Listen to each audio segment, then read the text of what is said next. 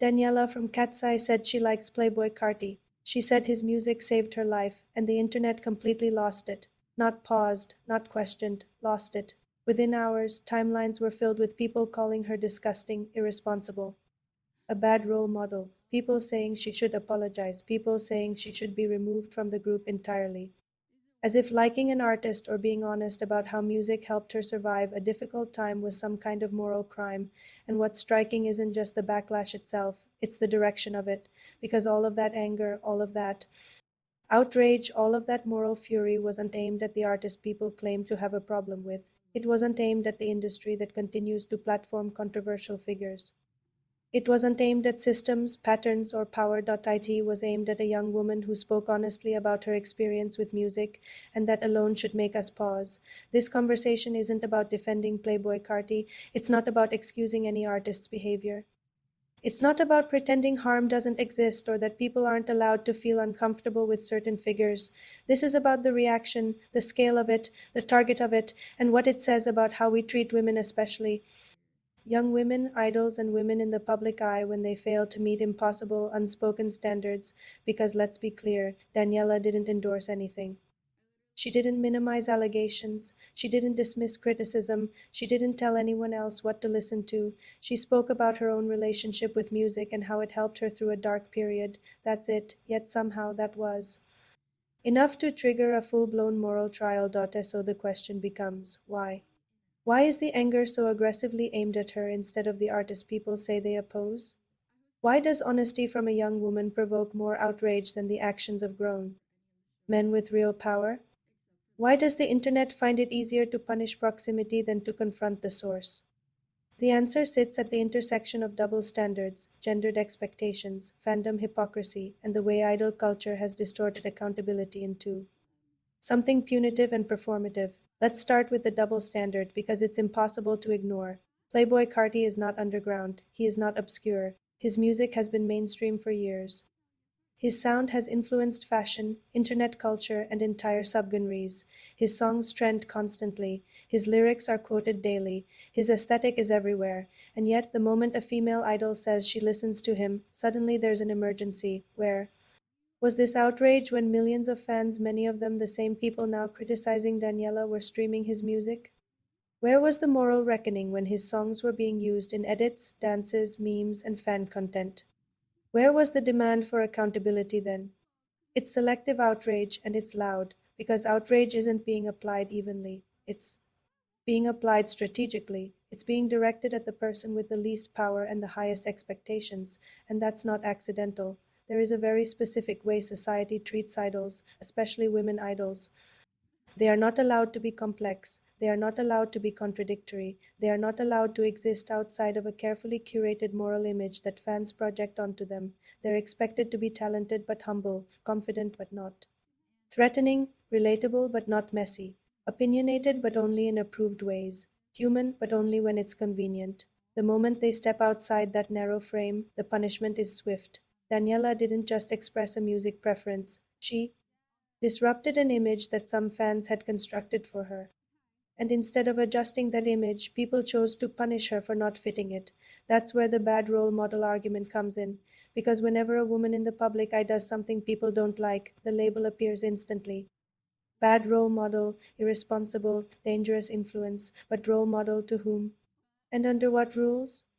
No one elected Daniela to be a moral authority. She didn't sign a contract agreeing to embody everyone's values. She is a young artist, not a parent, not a teacher, not a spokesperson for ethics, and yet idols, especially female idols, are expected to carry the emotional and moral burdens of entire fandoms. Meanwhile, male artists are allowed to be flawed, controversial, even destructive, and still be described as complex, misunderstood, or separate from their art. That gendered difference matters, because when a man creates harmful art or behaves harmfully, people debate the art. When a woman consumes that art, people debate her character. That's not accountability, that's projection, and it reveals another uncomfortable truth. A lot of people don't actually believe in separating art from artist. They believe in separating consequences from people they like. Separating art from artist has always been a messy, personal, unresolved conversation. People draw lines in different places. Some can't engage with certain art at all, others can. Compartmentalize, both positions are valid. What's not valid is forcing one moral framework onto everyone else and punishing those who don't adopt it fast enough. Music, especially, is deeply personal. People don't just listen to songs for fun. They listen to survive, to cope, to escape, to feel understood when nothing else works. When Daniela said that music saved her life, she wasn't making a political statement, she was talking about survival, and instead of engaging with that vulnerability, the internet responded with hostility that should disturb us. Because what message does that send? That honesty is dangerous? That sharing your coping mechanisms makes you morally suspect? That if your healing didn't come from a clean or socially approved source, it doesn't count?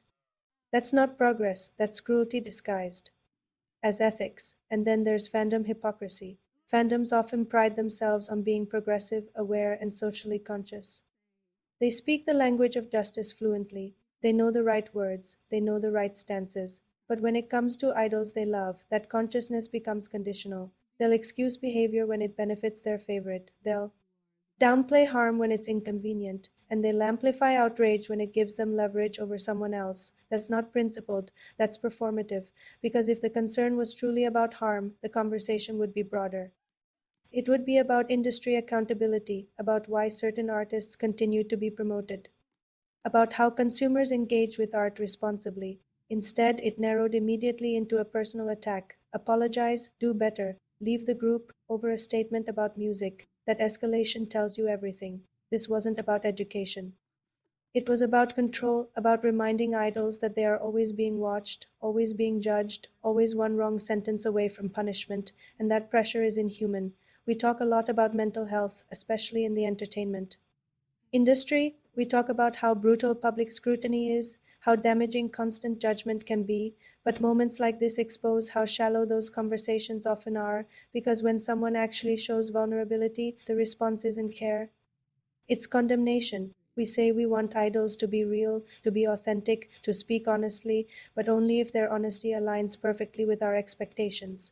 Otherwise, we punish them for it, and that contradiction sits at the heart of this entire situation. Daniela wasn't irresponsible. The reaction to her was, she wasn't disgusting. The language used against her was, she wasn't a bad role model. The idea that young women must be morally flawless to deserve respect is, and again, this isn't about defending an artist. It's about defending the idea that people are allowed to be complex, imperfect, and honest without being destroyed for it. Music isn't black and white, people aren't black and white, and pretending otherwise doesn't make the world safer or fairer.